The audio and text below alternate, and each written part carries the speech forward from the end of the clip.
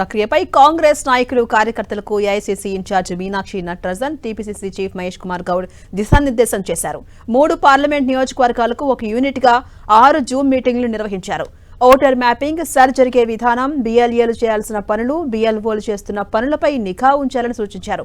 ప్రతి అసెంబ్లీ నియోజకవర్గంలో ఎంత శాతం ఓటర్ మ్యాపింగ్ జరిగింది, ఎవరైనా ఓటు కోల్పోతే వారిని గుర్తించి తిరిగి ఓటు హక్కు కల్పించే అంశాలపై వివరించారు.